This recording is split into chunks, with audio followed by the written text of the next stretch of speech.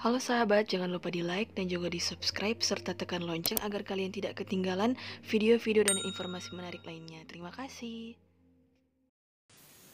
Umat beriman yang terkasih, umatku di Himpunan Paroki Santo Antonius de Padua Kali, umat dari 9 wilayah rohani yang ada, yang kami undang, mewakili 9 wilayah rohani 10 orang.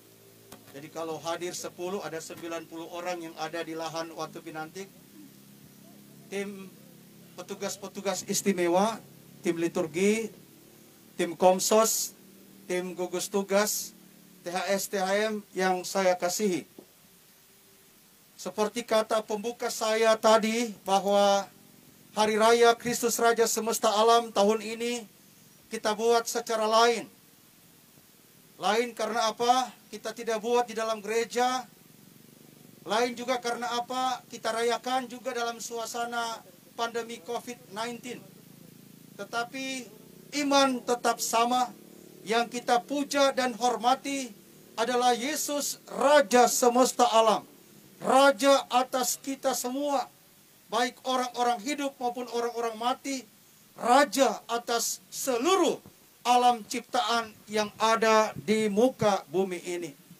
Dan hari ini kita berhimpun jam 3 di Watu Pinantik ini untuk berekaristi bersama. Kebiasaan Gereja Katolik bahwa menjelang Hari Raya Kristus Raja Semesta Alam, banyak kelompok mendoakan novena Yesus Raja Belas Kasih. Dan jam 3 ada doa jam belas kasih. Yang kesemuanya mengajak kita untuk semakin percaya bahwa Yesus dengan kekuatannya sebagai Raja Semesta Alam pasti mampu melakukan hal-hal yang luar biasa, ajaib, bahkan mustahil dilakukan oleh bangsa manusia. Dan tempat ini adalah juga tempat kita membangun keyakinan iman, membangun ketahanan iman, membangun ketekunan iman, dan membangun daya juang iman, agar kita punya iman boleh bertumbuh dan berkembang, bahkan berbuah bagi gereja dan masyarakat dimanapun kita berada. Sehingga tidak ada kata menyerah, biarpun di kesekitaran kita tetap ada bahaya besar pandemi COVID-19, bahkan di desa kita sudah dinyatakan zona merah, tetapi mudah-mudahan iman kita tidak pernah luntur, persaudaraan kita tidak pernah pudar, daya juang kerja kita tetap berapi-api, biarpun tadi sedang turun hujan. Saya waktu jam 1:30 sudah hujan, saya cuma babise Pak Tuhan Allah lewat doa saya yang singkat. Aduh Tuhan Yesus, kita mau pergi agungkan namamu di Watu Pinantik, maka kalau sehujan begini kurang kita setahun nanti dengan tim gugus tugas dan kostor. Pasti kalau akan hujan keras, kurang kita sendiri. Tapi tidak apa-apa. Kalau itu kuasamu, beta siap jalankan. Artinya apa saudara-saudari? Tuhan torang tidak usah lawan. Tuhan tetap kita agungkan, ikuti, dan percayai dengan tekun. Maka kepercayaan itu harus berbuah, daya juang, bahkan pengorbanan dari hari ke hari yang harus mengemuka. Dan itu yang dijabarkan dalam kisah tentang pengadilan akhir. Bahwa ada 2 kutub pengadilan akhir, orang benar dan orang tidak benar.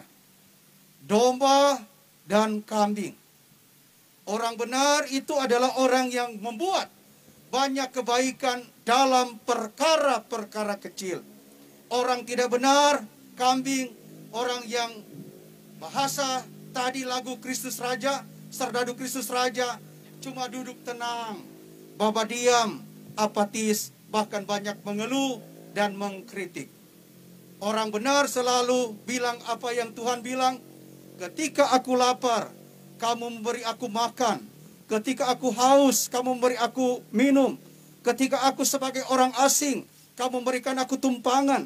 Ketika aku dalam penjara, kamu mengunjungi aku. Ketika aku sakit, kamu menjenguk aku. Perbuatan-perbuatan kecil yang membuat kita dibenarkan.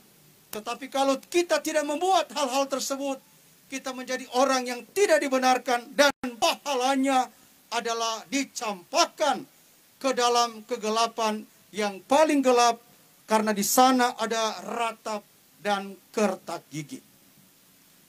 Maka umatku yang terkasih, saya sengaja sebagai pastor paroki mengajak Anda semua untuk berekaristi di tempat ini.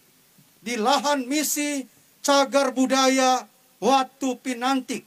Lahan kita bersama, bukan lahan pastorein, bukan lahan ke Korbit 3 atau Korbit 1, 2, 3, 4, 5. Tapi lahan kita bersama yang dengan energi iman kita coba, bahasa saya, kelola dan bangun sebagai manifestasi kerja keras kita yang beriman dan berdaya juang. Yang salah satu wujud nyatanya besok, salib yang dibangun tahun 1994 akan dibongkar dan dibuat salib baru. Salib berukuran 13 kali 6. Siapa salib itu? Yesus Raja semesta alam yang sudah menyelamatkan kita in hoc signo vinces. Salib berukuran 13 kali 6. Mengapa 13 kali 6? Kita punya pesta pelindung tanggal 13 bulan 6. Santo Antonius dari Padua. Kita letakkan di sini bersama salib Tuhan, Raja semesta alam, agar menjadi meterai kehidupan, meterai kebangkitan, meterai keselamatan kita, meterai kesembuhan kita. Sehingga kalau kita benar-benar datang berkolaborasi di tempat ini, yakinlah in hoc signo vinces. Maka saya selalu ajak bertobat. Sepanjang khotbah saya bulan Juni sampai hari ini, ajak bertobat mereka yang duduk tenang di rumah, diam dan apatis, tidak mau ambil bagian dalam kerja bakti bersama-sama. Ingat, Tuhan juga mengingatkan, ketika aku lapar, kamu tidak memberi aku makan. Ketika aku haus, kamu tidak memberi aku minum. Dan seterusnya dan seterusnya. Pahalanya apa?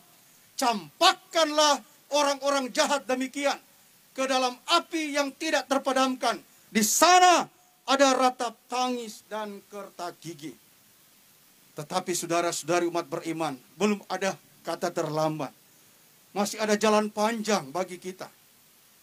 Kalau kita tetap percayakan Yesus yang dalam bahasa bacaan kedua tadi, segala sesuatu dibaharui dalam diri Kristus.